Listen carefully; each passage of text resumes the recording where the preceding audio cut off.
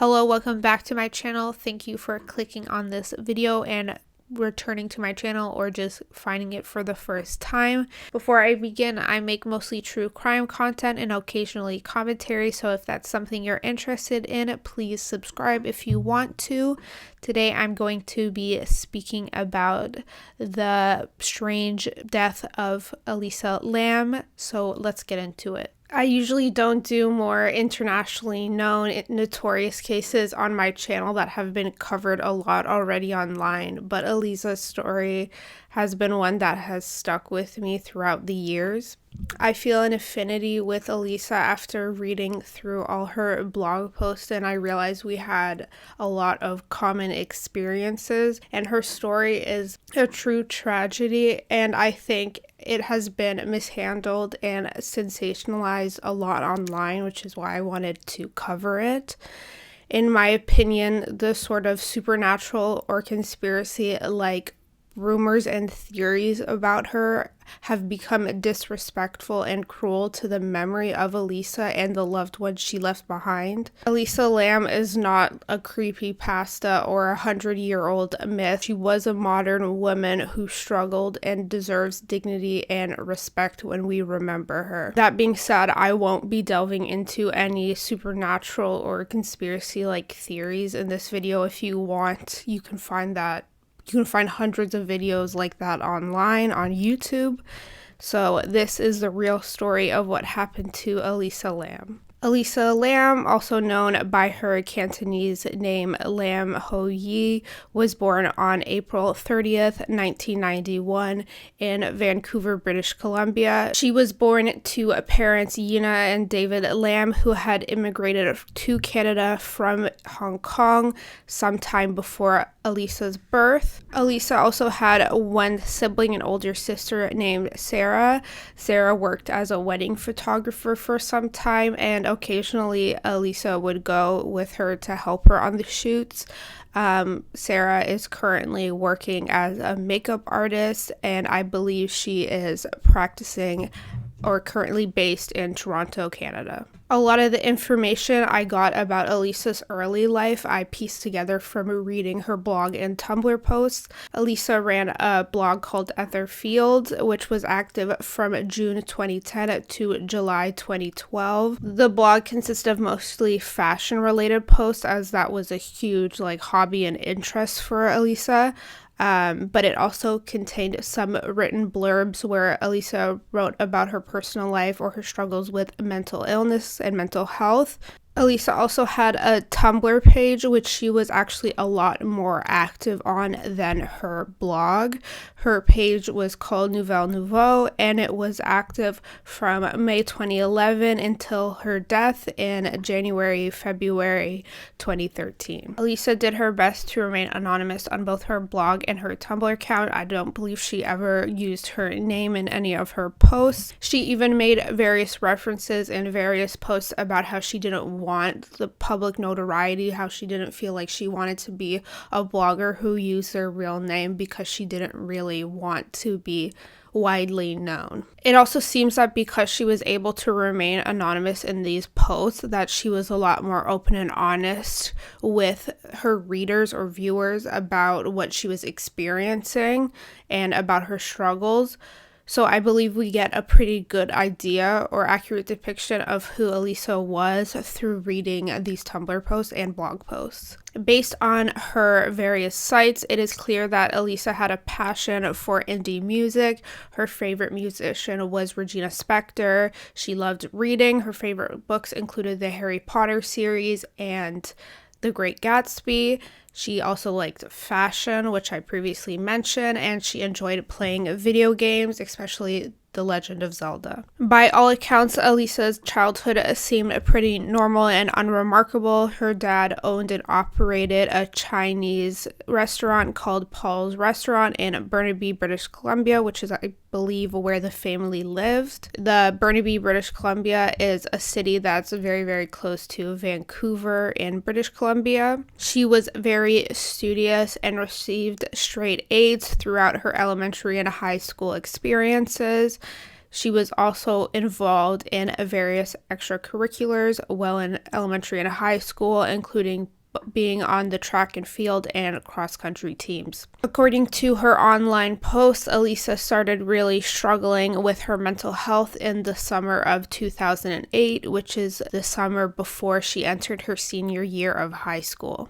That summer, Elisa went to Quebec on the Explore or Je Explore program for 5 weeks.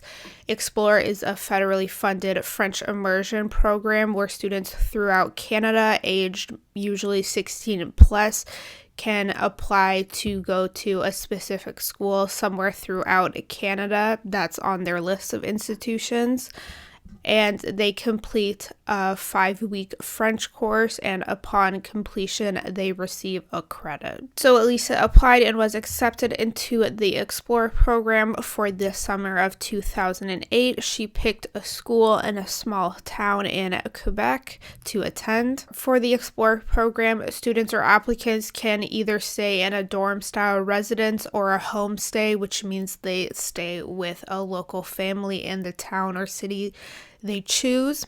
Elisa chose the homestay and stayed with a local family. It seems that prior to her trip, Elisa was really excited to immerse herself in the culture and make new friends and connect with other students in the program, so she was extremely disappointed when things didn't go as she planned. She said, after returning from the trip, that she realized she hated small town living and that she wasn't able to make new friendships amongst the other students in the Explore program. She said she wasn't able to make new friendships because they didn't share the same interests as her. She says the other students were mainly interested in partying and drinking, which she wasn't into. So Elisa returned from the trip disappointed, and then she started her senior year of high school in the fall of 2008. Elisa said at that point she had the same group of friends for around 5 years, beginning probably in grade 7 or 8 up to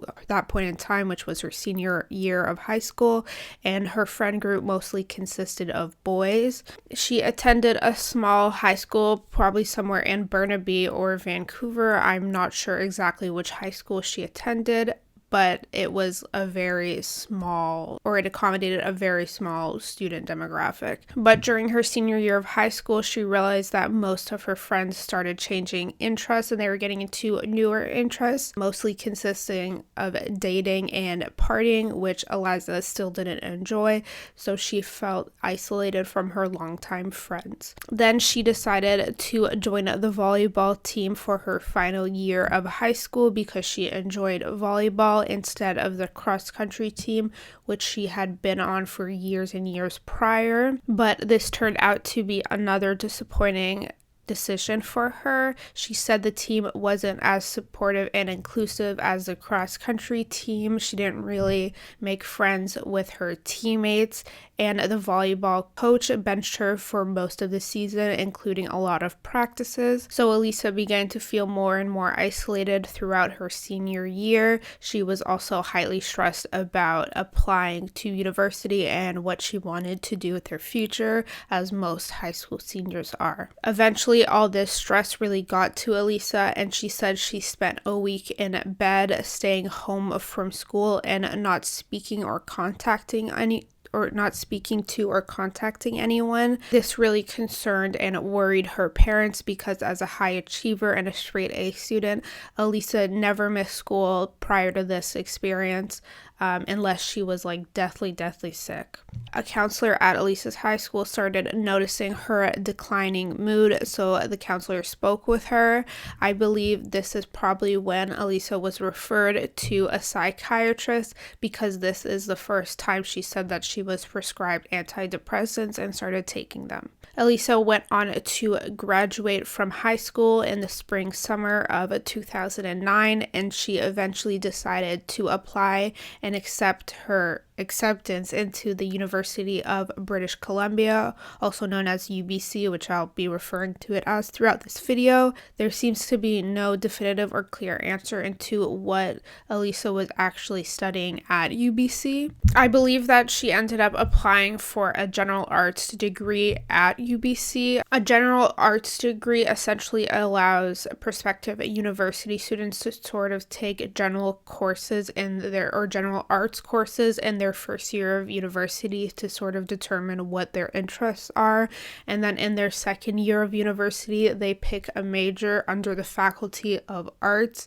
and then they start taking more specialized classes based on that major. But since Elisa never completed enough courses to actually be considered a second year at UBC, she never had the chance to declare a major, though there was reports that she was interested in studying psychology or economics. Either way, the summer before she started university was an extremely difficult one for Elisa. She said that she had a falling out with a close male friend and that her grandfather passed away. The latter seemed to be extremely traumatic for Elisa as time went by. In the last few days of his life, Elisa's grandfather was placed into intensive care at a hospital and was put on a respirator. She said that during her grandfather's last hours, she remained by his bedside, holding his hands. She said at one point she felt pressure as if her grandfather was squeezing her hand back, and then a nurse came in and informed her that her grandfather was actually passing, so she had to tell the rest of her family what was happening, and they all kind of were by his bedside as he passed away. And Elisa clearly, from her blog post, had an extremely difficult time even dealing or coming to terms with her grief and the loss of her grandfather. For her first year at UBC, Elisa actually lived in a dorm-style residence on campus, even though she lived close by, because the campus is located in Vancouver, British Columbia, which is close to where Elisa lives. She seemed to be looking at university as a fresh start from the bad year she had, but things didn't go the way she planned. She said she wasn't able to make any good new friendships with the other girls in her dorm because they were cliquey, and she still didn't enjoy partying at the time, which is of course the main pastime of university and college students. So her isolation and loneliness grew, though she kept in close contact with her high school friends. Elisa's mental health continued to deteriorate.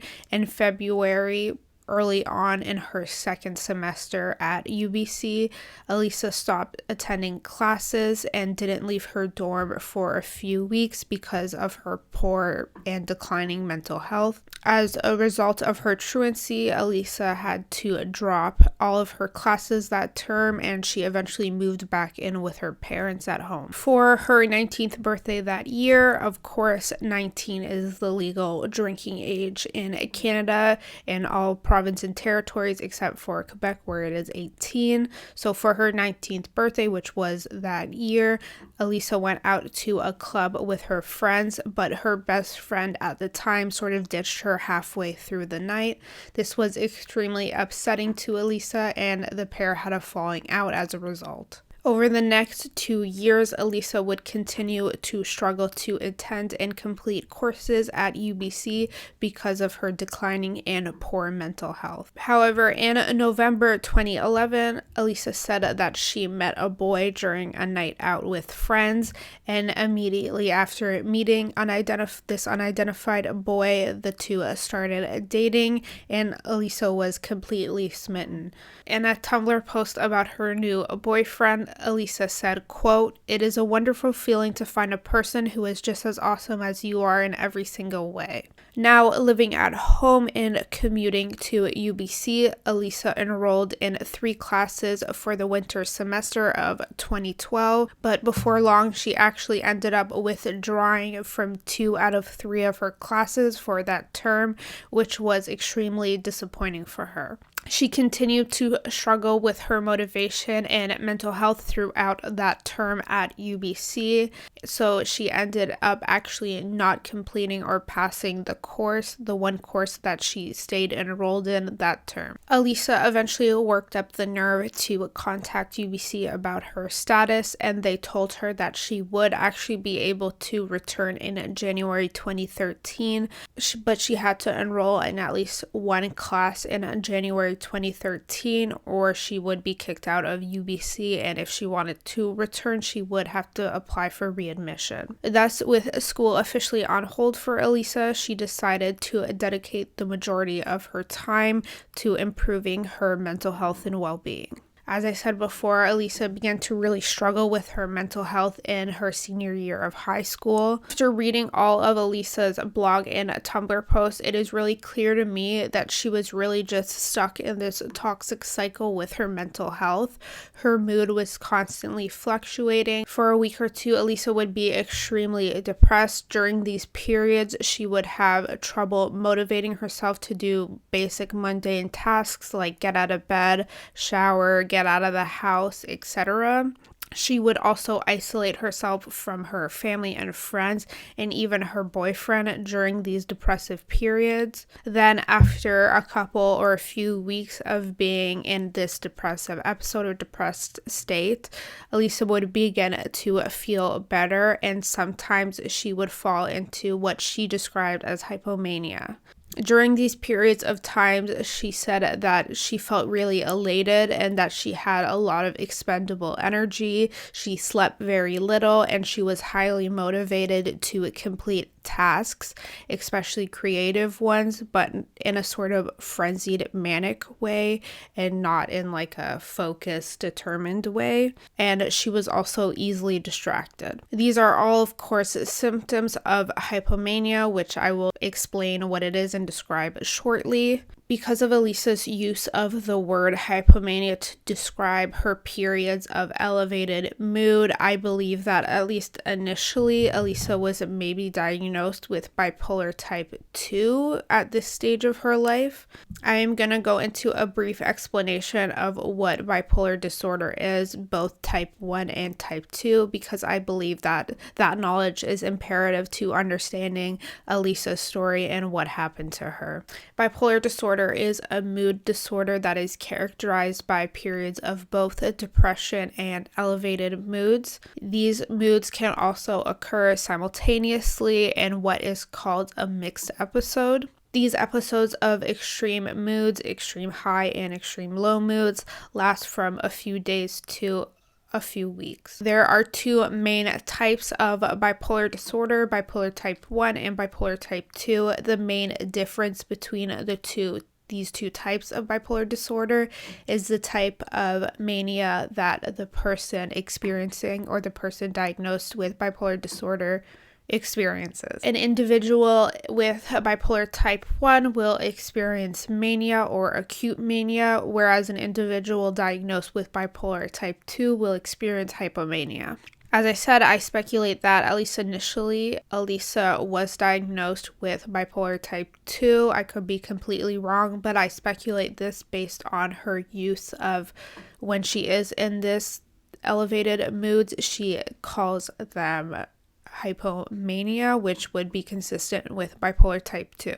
Though individuals with bipolar type 2 can also then later on experience bipolar type 1 and just experience full-on manic episodes. Hypomania is, quote, a mood state characterized by persistent disinhibition and mood elevation, which is notably different from the person's typical behavior in a non-depressed state. And then symptoms or signs of hypomania or hypomania episode include a notable decrease in need for sleep, increase in energy, unusual behaviors or actions, increase in talkativeness, increase in confidence, such as an increase in one's execution of creative ideas, and increased feelings of grandiosity, distractibility, and or hypersexuality. The elevated mood that a person experiences during an episode of hypomania or mania can either be elation or irritability, and hypomania is generally a less severe type of mania. The main sort of sign or symptom difference between hypomania and mania is that mania or manic episodes can include psychotic features, whereas hypomania doesn't.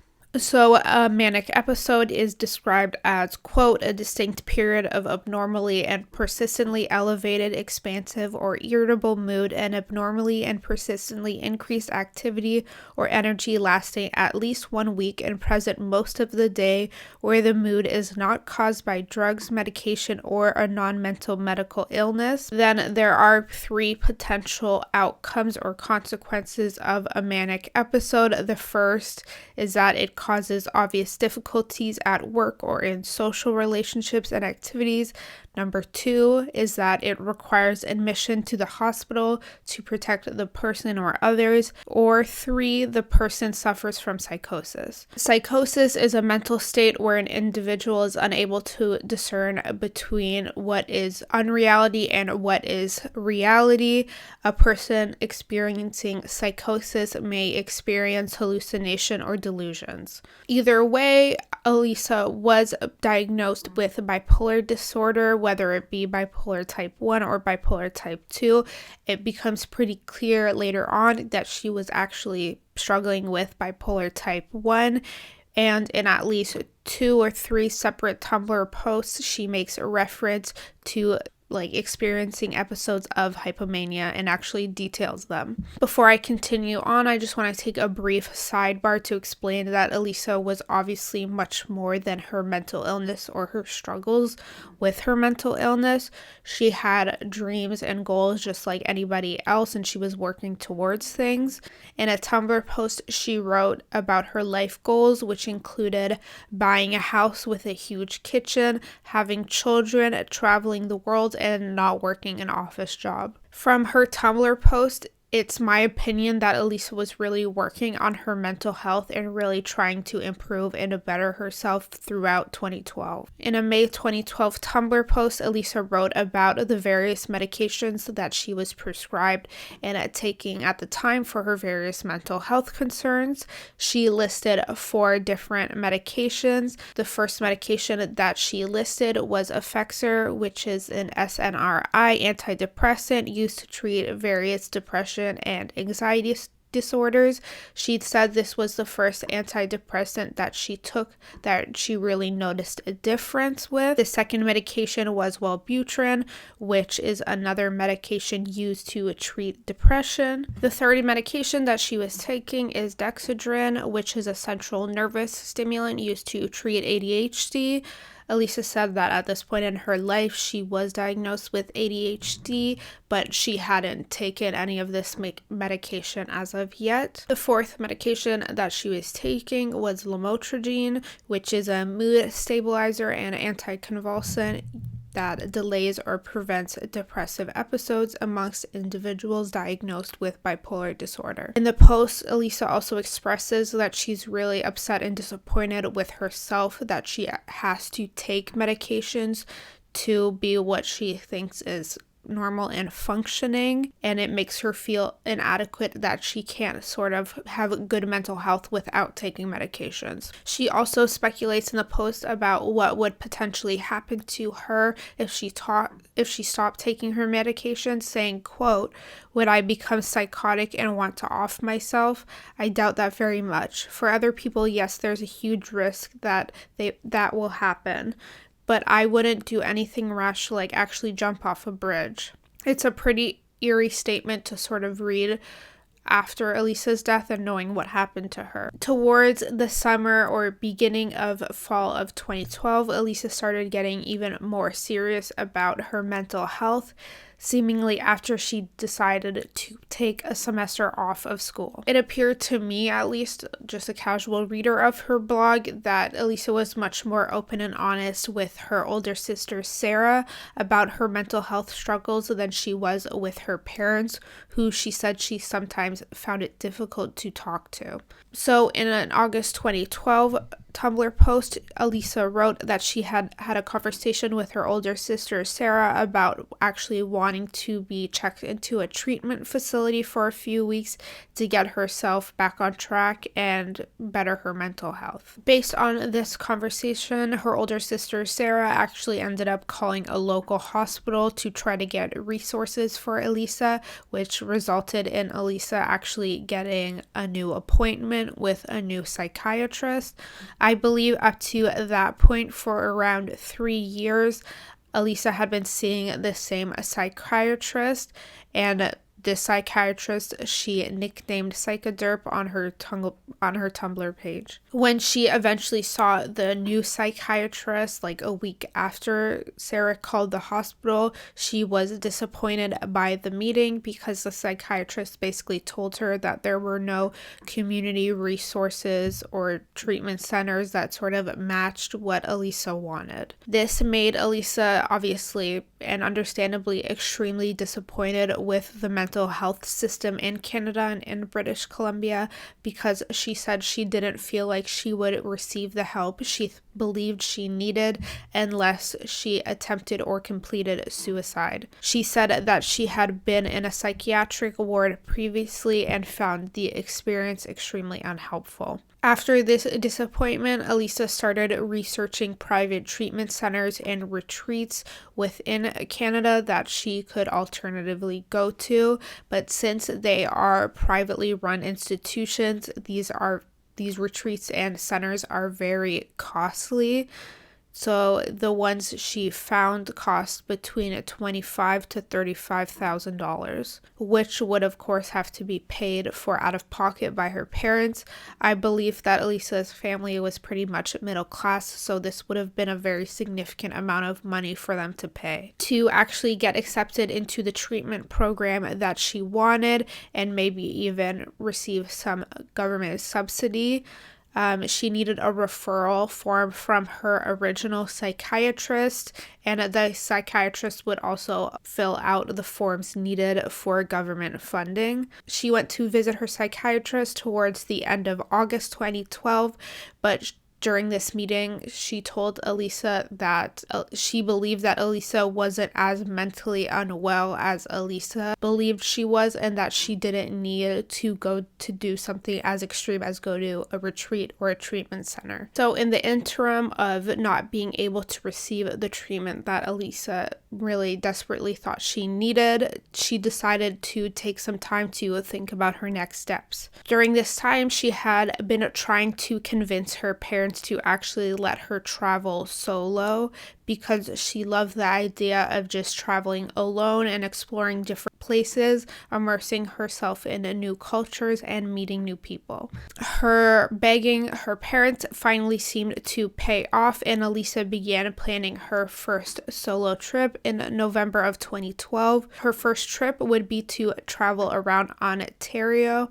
and she would visit Ottawa and Toronto, which are the two main cities in Ontario. She planned the trip to begin towards the end of November 2012, and she would return to British Columbia sometime in the beginning or mid-December. She would be mostly traveling through buses and other forms of public transit and staying in hostels. A day or two before she left for Ottawa, Elisa published a Tumblr post saying that she had called a suicide hotline and spoke to an operator for around 2 hours. She said that the operator was successful in talking her down and that she was very glad for the existence of suicide hotlines. The following day, on November 25th, she stated that she had arrived in Ottawa. The trip didn't get off to a great start. She said that the first hostel she stayed in was extremely disgusting and like a frat house, and she started feeling extremely lonely.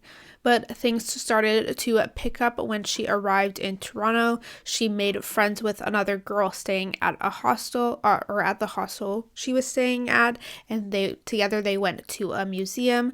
Elisa also met up with a mutual friend of one of her friends back in British Columbia, and the two explored downtown Toronto together. Overall, it seemed like a great and fulfilling experience for Elisa. She seemed more positive and optimistic about her life upon returning from the trip than she had been in a long time. She said she met a lot of people on the trip in her hostels and elsewhere that she wanted to stay in contact with. A few days after she returned from her Ontario trip, Elisa's boyfriend, who she had been dating for a little over a year at that point, asked her if they could take a break, and 3 days later they officially broke up. Elisa said that her boyfriend broke up with her to sort of get back together with his ex-girlfriend, who actually ended up rejecting him. Elisa actually seemed to handle the breakup pretty well, or at least initially she did. In Tumblr posts, she said that she was completely fine with just being friends with her ex-boyfriend, and that she was surprisingly okay. And whenever she had mentioned her boyfriend, or her ex-boyfriend at this point previously, she only said positive things about him. She always talked about how he was always supportive and caring, even when she was really struggling. At this time, Elisa also began planning for her next solo trip. She was calling this one her West Coast tour. She was planning on traveling to various locations in California, including San Diego, Los Angeles, Santa Cruz, and San Francisco. To help pay for her trip, Elisa had actually gotten a part-time retail job that she began working in late December. Shortly before she left on her West Coast tour, she had a sort of farewell party with a bunch of her high school and elementary friends and loved ones. She had a very amazing time, or she seemed to have a very amazing time at this farewell party, and she seemed very upbeat and optimistic about her life in general. In a Tumblr post about the evening, Elisa said, quote, "I am so very full of, I suppose the term would be, as Dumbledore says, love, because last night was evidence that I do have amazing, beautiful things in my life. I am not a professional depressed person. I am so much more than that, and these people are my reminders that I am very lucky. Life is long and difficult, and people will always be stupid and complain, but it is worth it so long as you have special moments. There will be lots of these moments in the future, and there have been a lot in the past. So what if everything is shit and all the plans have gone to hell? If I ask for help, someone might even be willing to spare a hand." In a Tumblr post, Elisa said that she had booked her flights to Vancouver and San Diego, and that she would be leaving from Vancouver on January 22nd, 2013. In the post, she also said that she planned on staying in San Diego from January 22nd to the 27th. Similar to her Ontario trip, Elisa planned on traveling light, sort of like a backpack style, and she would be primarily staying in hostels. It had taken Elisa's parents a lot of convincing to even let her travel alone, so they made a mutual agreement that they would allow her to go on this trip alone if she called them every day and kept them up to date with her whereabouts. On January 23rd, Elisa posted on Tumblr that she had missed her connecting flight to San Diego after getting lost in the airport, so she had to spend that night sleeping in the airport and waiting for the next flight. She eventually made it to San Diego and seemed to spend her first day just resting and getting herself acquainted with her new environment. But she wanted her next day to be jam-packed with exploring San Diego, including maybe going to SeaWorld, the zoo, a museum, and going whale watching. It appeared that Elisa did actually end up visiting the San Diego Zoo, as she posted pictures of the trip on social media sites, I believe Facebook, which she had privatized so only her friends could see the San Diego post. There seems to be a bit of confusion as to where Elisa was, or her exact whereabouts, on January 26th/27th, and if she was actually still in San Diego or had already made it to Los Angeles. According to her Tumblr post that I had previously referenced, Elisa planned on staying in San Diego from the 22nd to the 27th, which would mean that she planned on arriving in Los Angeles on either the 27th or the 28th of January.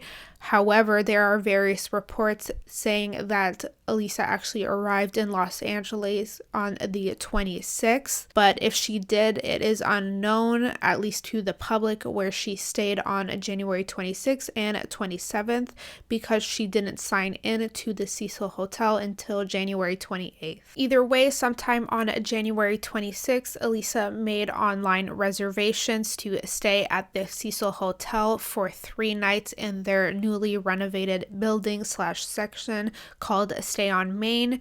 It was marketed as a completely separate building from the Cecil. It even had completely separate lobbies. Stay on Main was comprised primarily of sort of shared or hostel style rooms. Her check-in date would be the 28th and her check-out date would be the 31st. On January 27th, Elisa went to a speakeasy because she wanted to listen to a live jazz music, and she posted that she had a great experience there. It isn't specified whether or not the speakeasy she attended was in San Diego or Los Angeles. Her stay at the Cecil Hotel sort of adds another layer of oddity and mystery to Elisa's story and disappearance. So I'm going to go into a brief history of the Cecil Hotel where Elisa Lam was staying at the time of her death in 2013. The Cecil Hotel, located in downtown Los Angeles, started to be built in 1924 and officially opened in 1927. The hotel has 15 floors and 600 to 700 rooms, some private and some shared / hostel style rooms. Initially, the Cecil was supposed to be sort of a luxury hotel, but it fell on hard times because only a few years after it opened, the Great Depression happened. During this time, the hotel's reputation continued to decline, and its decline was exacerbated by its proximity to Skid Row. Skid Row is a neighborhood in downtown Los Angeles that is known for extreme poverty and a wealth of other social issues. And not before too long, the Cecil was primarily inhabited by residents of Skid Row, which caused it to become known as more of a budget hotel or a long-term stay hotel than a luxury one. By the 1960s, long-term residents of the Cecil actually started calling it the Suicide just because of the large amounts of suicides that occurred at the Cecil. There was also rumors that in 1947, Elizabeth Short, more famously known as the Black Dahlia, had visited the hotel bars just days before her infamous murder. Then in 1964, a long-term resident of the Cecil, a lady nicknamed Pigeon Goldie Osgood, was found brutally murdered in her hotel room. She had been sexually assaulted, stabbed, and beaten to death. Her hotel room had also been ransacked, and both of these murders remain unsolved to this day. Then in the 1980s / 90s, 2 serial killers stayed at the Cecil Hotel.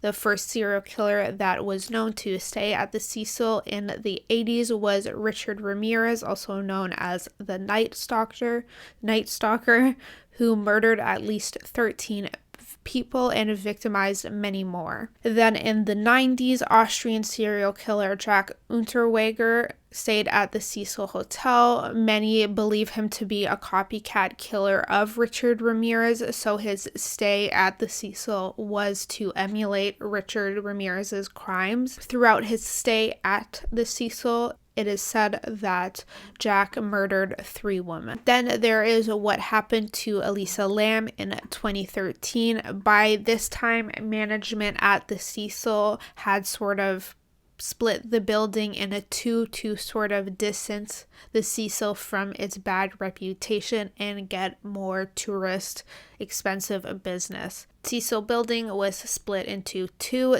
The Cecil Hotel would accommodate low-income, long-term residents and other budget stays. Then the brand new building, Stay on Main, was marketed as a hip place for young travelers or young spendthrift travelers to stay. As I said, it was primarily comprised of shared/hostel style rooms. Online, they tried to market these two businesses as two completely separate buildings, even though they weren't, and the two businesses shared elevators. Going forward, I'm going to refer to where Elisa stayed as the Cecil, though she technically stayed at the Stay on Main. Elisa Lam checked into the Cecil Hotel on January 28th, 2013, and was assigned to a shared hostel-style room on the 5th floor. According to management, Elisa initially stayed in a bunk bed-style room.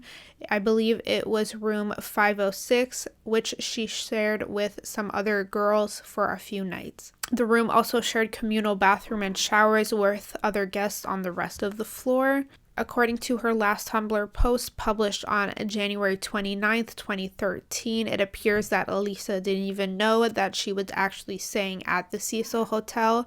She didn't realize that Stay on Main and the Cecil were essentially the same, as they had been marketed as two separate buildings. In her final Tumblr post, Elisa writes, quote, "I have arrived in LA land and there is a monstrosity of a building next to the place I'm staying. When I say monstrosity, mind you, I'm saying as in gaudy, but then again, it was built in 1928, hence the Art Deco theme, so yes, it is classy, but then, since it is LA, it went on crack." After 2 days staying at the Cecil, Elisa's roommate complained to management that Elisa was displaying odd behavior, so hotel management moved Elisa to a private room that was also on the 5th floor, and this was probably on or around January 30th. The odd behavior that she had been allegedly displaying was publicly detailed for the first time in the Netflix documentary. The general manager at the time, a woman named Amy Price, said that Elisa had been putting notes on the other guest's bed that said things like "go away," "go home," "get out." She had also been locking her roommates out of the room, and when they wanted to gain access to the room, she would ask them for a password, which they had no knowledge of. Elisa had also apparently gone to a live studio taping in Burbank, California during her time in Los Angeles, though it isn't specified which show that she went to. Though the show isn't specified, it seems that it was in a talk show style format, so examples of talk shows that are filmed in Burbank are Conan and The Ellen Show. Apparently, when Elisa went to the taping, she was acting erratic. She actually penned a really long letter and gave it to a producer or someone working on the set, insisting that they gave it to the host to read. She was then escorted off the premises as the show's employees. Security believed that she posed a security threat because of her odd behavior. Elisa's parents began to worry when they didn't hear from her on January 31st. As I said before, they had an agreement that if they allowed her to travel solo to California, she would have to keep in daily contact with them. So they became concerned when all contact with her stopped. Her parents immediately called the LAPD to see what could be done and made plans for them and their daughter Sarah to fly out to LA to help search for Elisa. Elisa Lam was last seen by hotel staff and another witness on January 31st. On the 31st of January, Elisa made a trip to the Last Bookstore, which was a sort of new used bookstore that was just around the corner from the Cecil Hotel. While there, she bought records and books and spoke to the store's owner, a lady named Katie Orphan. Katie said that Elisa was friendly and lively. They spoke about who Elisa was buying the gifts for, the records and the books, and they also spoke about whether or not it would be reasonable or whether what she was buying was too heavy to continue her travels with. Based on the interaction, Katie said she believed that Elisa had the intentions of returning back home to British Columbia to reconnect with her family and loved ones. The last person who saw Elisa alive was the Cecil hotel staff. Apparently, she was in an area that hotel guests were not allowed to go to, so hotel staff approached her and told her she wasn't allowed there, so she got up and left and headed towards the elevator. That's the last time she was seen. It was also said that on January 31st, Elisa was seen on hotel security footage receiving a box from two men in the lobby of the Cecil, but this was later determined to just be workers from the last bookstore who were giving her purchase because it was too heavy for her to carry by herself back to the Cecil. Elisa's parents and sister arrived in Los Angeles on February 4th and filed a missing persons report for Elisa on that day with the LAPD. The following day, February 5th, Detective Wallace Tennell from the LAPD's Robbery and Homicide Division was put in charge of Elisa's case. He immediately set up a command post in the Cecil Hotel. Detective Tennell then set up search teams, which were each comprised of two LAPD officers and a hotel employee that held a master key. Each search team was assigned to a floor and they essentially knocked on every door, and if a person was in the room, they would ask for access to search the room, and if no one was there, the employee that they were with would unlock the door and they would search the room. This initial search lasted for around 1 day and they searched all 15 floors of the hotel, including the roof, though they didn't end up looking in the water tanks. Shortly after this, canine dogs were brought in the Cecil Hotel for a second search. Both searches were unsuccessful in finding Elisa. Both searches also searched the roof. Though apparently during the canine search, one of the dogs did signal twice that they picked up Elisa's scent, once in the private room that Elisa had been staying in at the time of her disappearance, and once towards the window leading to a fire escape on the 5th floor, which is the floor that Elisa was staying on. On February 6th, the LAPD held a press conference to make a public plea for information about Elisa's whereabouts or information about her case. In the footage from the press conference, you can see Elisa's family standing in the background, and they are all very visibly upset.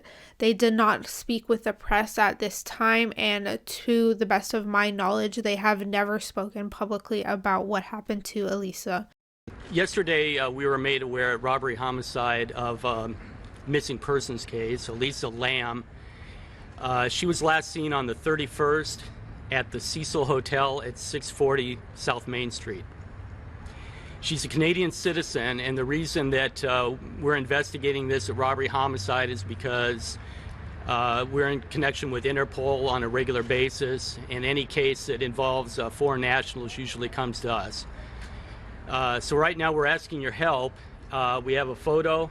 Parents are here. They've flown down from Vancouver, and we're seeking to get this photo out so we can find Elisa. Again, she's been missing since the 31st, and she was down in Los Angeles in our area just basically for leisure, for travel, and we're continuing the investigation now, and we're looking for your help.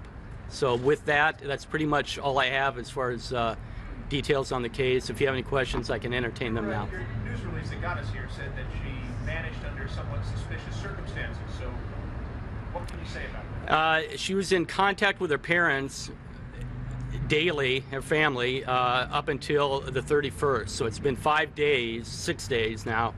And as far as suspicious circumstances, nothing other than that, but there's been no communication at all. And that's worried us and worried the family, so we're proceeding with the investigation on that. Was she traveling by herself? What's that? Was she traveling by herself? Yes, she was. And in a place like that, did anybody see her, talk to her, warn her where she was? The last people to see her were the staff at the hotel, and that's it. She was actually staying in the youth hostel side of the hotel? Stay on main portion? She's at 640 South Main, the Cecil. I don't know anything about a hostel there, but she was staying at that hotel. That's correct. Right. And we're in the process of investigating that and collecting anything we can in that angle. Are they using her credit card? We're investigating everything, including that. Has anything popped up? And we're very fresh into the investigation, so I don't have an answer on that. Not yet. At what point did you guys get involved since? Yesterday afternoon. Do you know if anybody warned her or talked to her about where she was staying and being there alone as a woman in the Skid Row area? No, I don't believe she had any idea that that might be a location to be concerned about. Is that her MO? Did she travel by herself everywhere as she was traveling around, I guess, the country? No, just recently she was traveling to Southern California on her own. She's 21 years old, and she ended up here at the Cecil Hotel. After the 2 searches at the Cecil Hotel, most of the LAPD officers, including Detective Tennille, continued their investigation elsewhere, except for 2 officers who spent 4 to 5 days just combing through CCTV and security footage from the Cecil. There was actually another active case in Los Angeles at the time. A former member of the LAPD, a man named Christopher Dorner, was on a killing spree targeting cops and their families.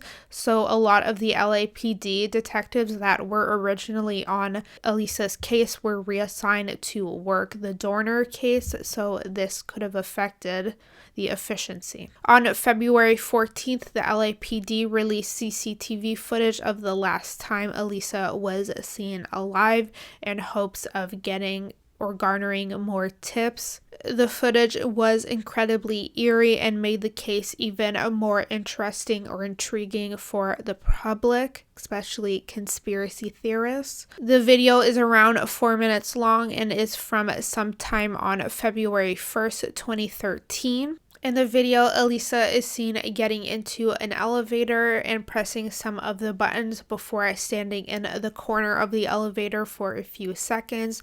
She then lunges forward and quickly looks side to side out of the elevator, seemingly to see if someone is outside the elevator or in the hallway, before actually getting back into the elevator. She then hides in the corner of the elevator, the corner that is closest to the elevator button.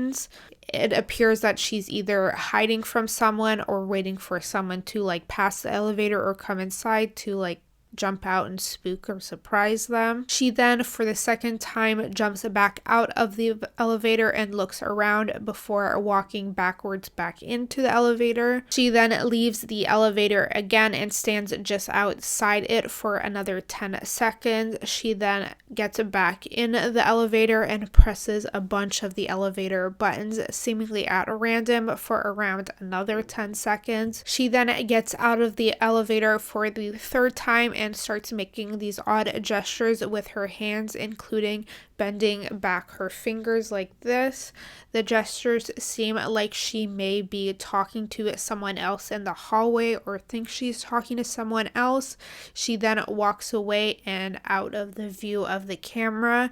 There is a moment here where the footage seems to glitch, which a lot of people believed that because of this glitch and because the timestamp at the bottom of the footage was blurred out, that the footage was tampered with by either the LAPD or hotel staff. Some people believed that the LAPD or the hotel staff were trying to cover something up or trying to cut out a suspect in the video that was in the video. The LAPD came out and said that they usually withhold some information or some evidence in active cases, so that's why they removed the timestamp at the bottom, and they slowed down some parts of the video to just zoom in or have people be able to get a better look of Elisa's face to see if they recognized her. Then throughout the first 2 minutes of the footage, the elevator door doesn't close, which some people also found suspicious. They thought maybe the elevator was broken or that someone was keeping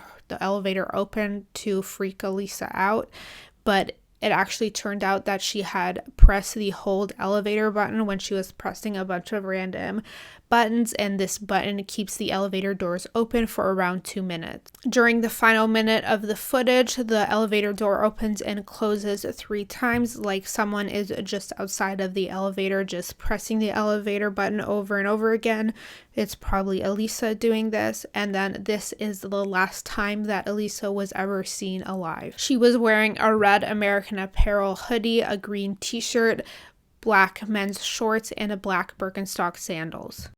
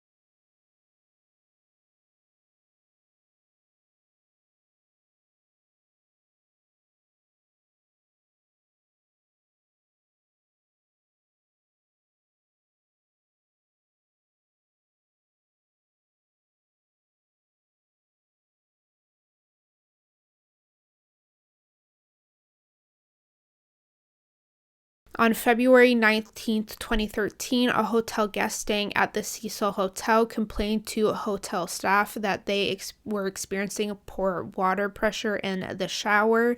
In response, a maintenance employee named Santiago Lopez was sent to go check the water tanks on the roof of the Cecil. Later complaints by hotel guests who had bathed, drank, and used the hotel's water said that the water tasted awful and bitter, and that sometimes it would run like this cubed brown color before returning clear when they turned the tap on. The Cecil Hotel has 4,000-gallon water tanks located on the roof that supplied water to the entire hotel. Santiago Lopez, the maintenance worker, went to the roof via the 14th floor access and noticed that the hatch on the main water tank was actually open. He looked inside this tank and discovered Elisa Lam's deceased body floating in the tank. She was entirely nude, though her clothes and shoes, the same ones that she was wearing in the elevator footage, were also in the water tank with her. Santiago immediately walkie-talkied his supervisor, a man named Pedro Tover, and informed him of his discovery. Together, the two men informed the hotel's general manager, which was Amy Price, and she contacted the police. This entire thing happened at around 10 a.m. in the morning, and police arrived at the Cecil at 10:22 a.m. The tank that Elisa was found in was around 1/2 to 3/4 full when they discovered her body. The tank is around 10 feet tall, so firefighters had to drain the tank, then cut a hole towards the bottom of the tank in order to get Elisa's body out. The temperature of the water inside of the tank, which would usually be taken as forensic evidence, wasn't taken because by the time the forensic team and coroners arrived at the scene, the tank was already drained. Elisa's body was pretty badly decomposed since she had been submerged in the water for probably. Her face and abdomen were bloated. There was marbling on her abdomen, which is common in drowning cases, and her upper legs and abdomen were greening. However, investigator Kelly Jagerliner, who worked for the coroner's office and observed Elisa, said that she was actually pretty well preserved, or at least her internal organs were, because the water she was in was cold. An autopsy was immediately started on Elisa's body, but first responders and investigators noticed that there were no obvious signs of trauma to her body, like there were no gashes or large wounds or bleeding when they discovered her. The autopsy was performed by Dr. Wang and Dr. Tover, a different Tover than the Tover that worked at the Cecil Hotel, obviously. The two found no evidence of internal or external traumatic injury on Elisa. She did experience some anal bleeding, which some of the public believed was a sign of a sexual assault, but the doctors attributed that to the prolapse of her rectal tissue that was caused by decomposing in the water tank.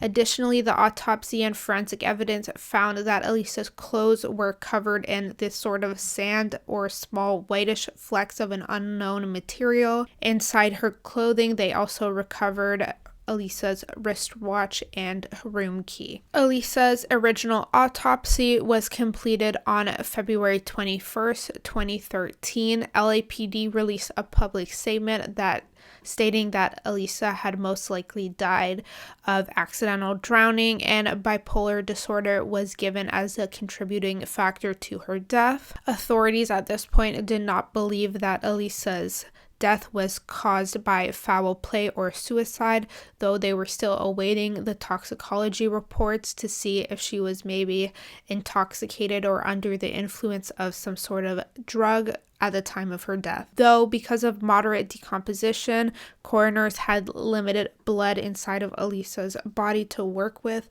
so exact quantities of certain drugs couldn't be determined. Toxicology reports take over a month, like around 6 weeks to complete, so Elisa's toxicology report was completed on March 29th, 2013. It was found that Elisa was not under the influence of any illicit drugs or intoxicated with alcohol at the time of her death. Since I possess a little to no knowledge about biology or body composition, I credit the analysis of Elisa's toxicology report primarily to a Redditor that sort of analyzed it online. If any of the information I say is incorrect, please correct me kindly in the comments. At the time of her death, Elisa had 4 active prescriptions for various medications she was taking for her various mental health concerns. 3 are the same that she posted in May of 2012, and one seems to be a newer prescription. All 4 were prescribed by Dr. Sarah Scarf, who I believe was Elisa's psychiatrist back in British Columbia. The first medication was 100 milligrams of lamotrigine, which she had been taking previously. Lamotrigine is a mood stabilizer and anticonvulsant medication that is used to delay or prevent depressive episodes in individuals with bipolar disorder.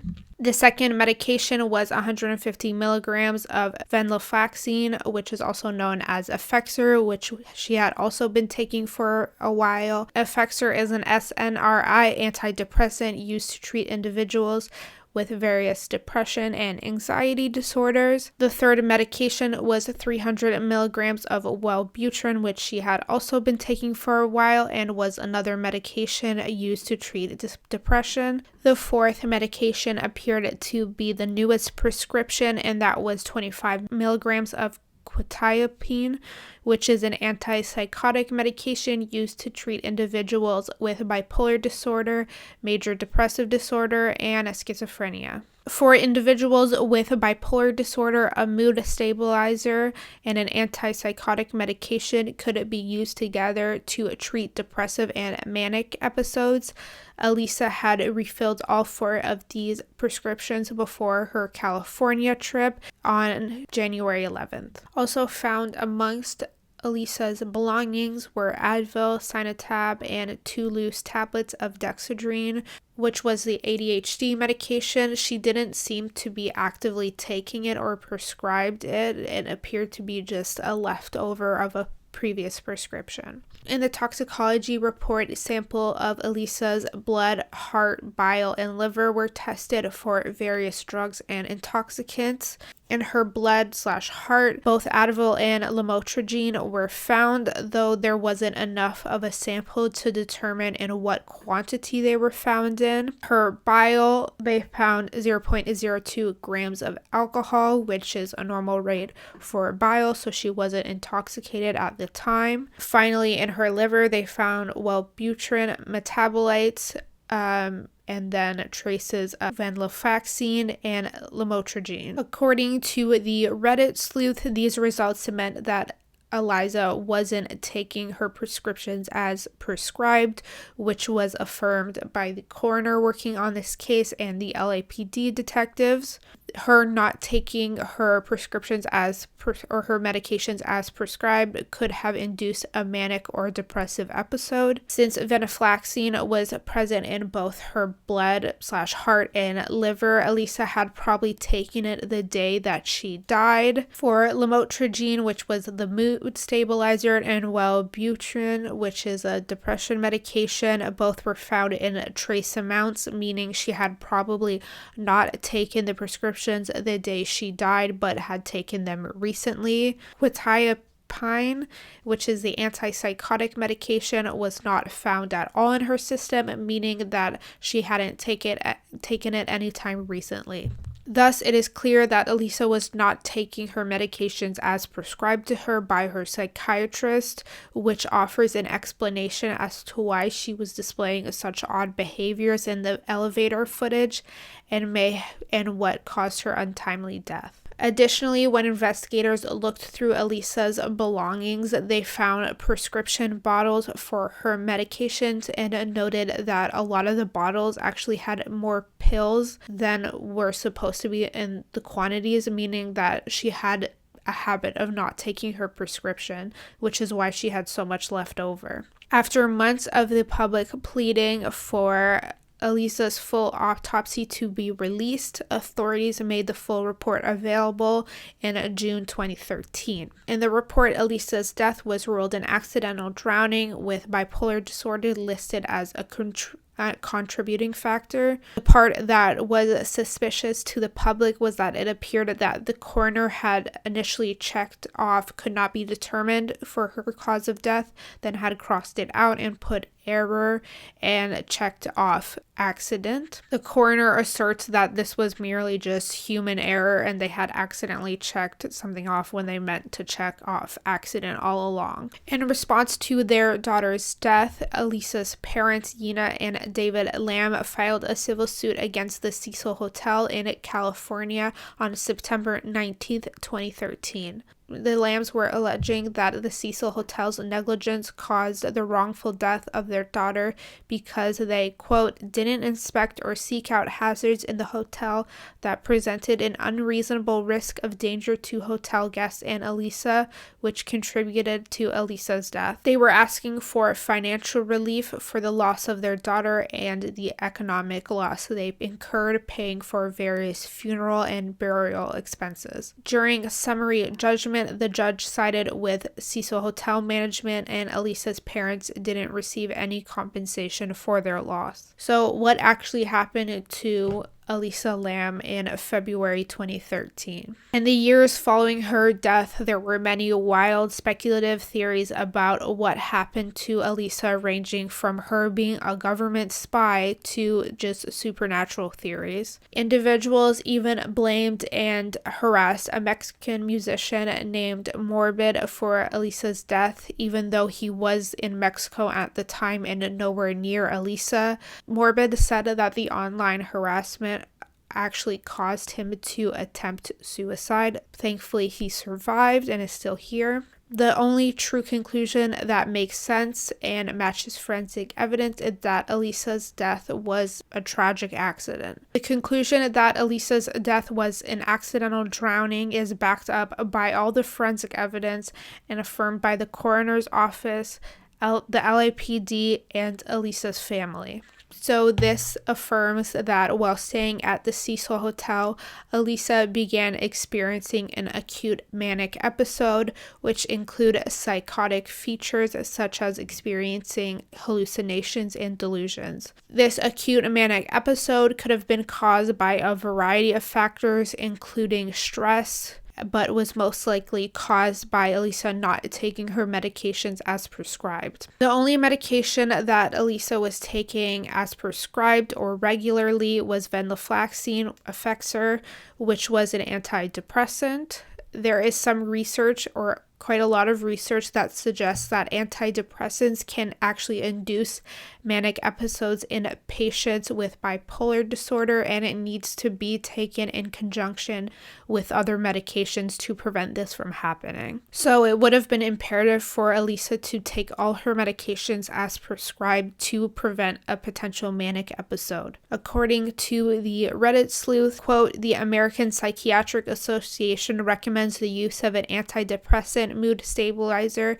and antipsychotic to treat bipolar disorder.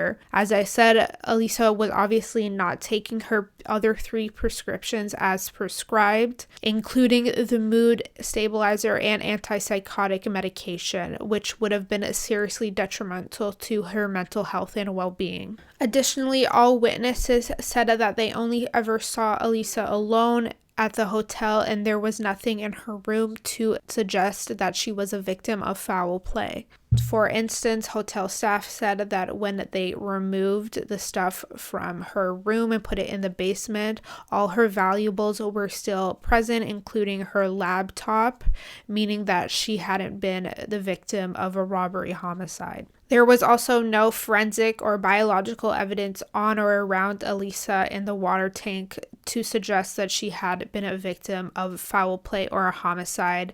There were no signs of suicide, sexual assault, or traumatic injury either. The rape kit done on Elisa as part of her autopsy was tested and showed no presence of any foreign biological agent, meaning that she had not been sexually assaulted. Investigators and coroners insist that if Elisa was actually a victim of homicide, it would have been really difficult for the person to get Elisa's body actually in the water tank without harming her body. There would have been some sort of sign on her body that she was, like some sort of scrapes or bruises, because the water tanks were so tight that she would have been like hit up against things while the person was trying to get her into the tank. Elisa's behavior in the elevator video was also consistent with an individual experiencing an acute manic episode with psychotic features.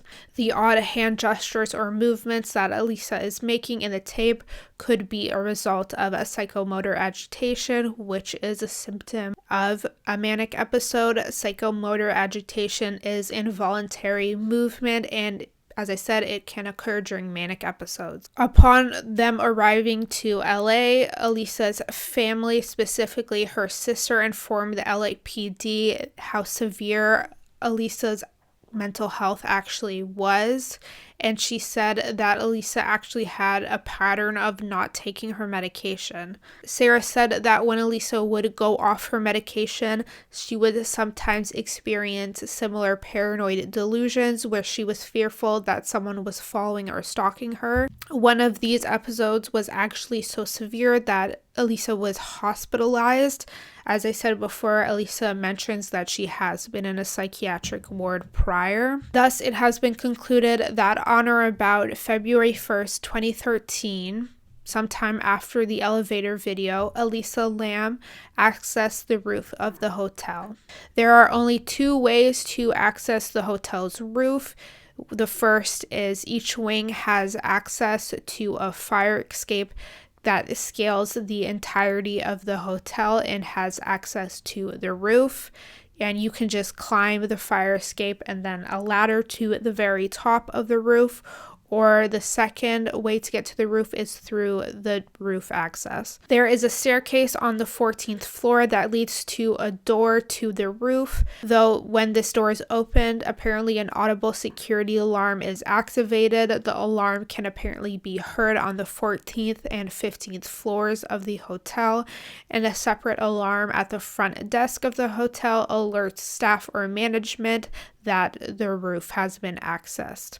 This alarm can only be deactivated with a key that is held by the hotel's maintenance staff, management, and security guards. And hotel policy also states that if the alarm is activated, a hotel employee or security guard must immediately be dispatched to the roof to manually deactivate it. The Cecil hotel staff states that the alarm wasn't activated anytime during January or February 2013. They also ensured that the alarm was working during this period, so it would have been hard for Elisa to access the roof this way unless someone gave her a key or she got someone to open the door for her, or the alarm wasn't actually working, contrary to what staff said. So let's just assume that Elisa accessed the roof via one of the 3 fire escapes in the building. I saw some online speculation that trying to disprove this theory, saying that it would have been very hard to access, but I disagree. If you stand in front of the Cecil Hotel, you can see the fire escape on the side, so it's easy to know it's there. Additionally, you can access the fire escape via any main corridor on any floor of the Cecil Hotel. You just have to walk south down the main hallway, and then when you reach a dead end, you turn right, and when you turn right, there is a window that leads out to the fire access or fire escape. And there is no alarm if you go through the window or access the roof via the fire escape. Then once Elisa made it to the roof, she went towards the 4 1,000-gallon water tanks located towards the middle of the roof. The 4 water tanks rest on a 4-foot platform, which Eliza could have easily walked up on just using this sort of ladder that leaned against the platform. Once on the platform, Elisa could have climbed the ladder that was set aside the side of the main water tank. And once she climbed the ladder and reached the top, she could have just pushed the 18 by 18 hatch aside and then got into the water tank. It's unclear if she removed her clothes before or after she entered the tank. The coroner believes that Elisa actually entered or took off her clothes while she was in the water tank for one of two reasons. She either, one, removed them when treading water to sort of lighten the load. Her wet clothes could have really been sort of weighing her down, so she removed them to make it easier for her to tread water. Or two, she was experiencing hypothermia. There's a phenomenon that when an individual is experiencing hypothermia, their body sort of confuses the extreme temperature as being like hot, so they remove all their clothing. So this may have been what happened to Elisa. One could also theoretically get into the water tank by climbing on top of the roof of the elevator utility room, and then you just jump down onto the top of the water tank and enter through the hatch. Then, before Elisa realized what was happening, the water levels in the tank decreased as people in the hotel used the water, and she could no longer get out because the only way out was through the hatch, so she could no longer get out, and she sadly slowly drowned in the tank. There are so many unknowns in Elisa's case, which is perhaps what made it so interesting for so many people. There was also so much misinformation out in the public, which caused speculation and theories to run rampant. Additionally, Elisa's Tumblr continued to post after her death, which revamped speculation that she was the victim of foul play. However, there is much more rational explanations, though of course no definitive answers. There is a feature on Tumblr called Tumblr's Queue, which a person can sort of just queue up what they want to post on different dates. So she could have easily done this, or someone could have hacked Elisa and reblogged or posted things on it, though there's nothing really conspicuous that was posted to suggest anything.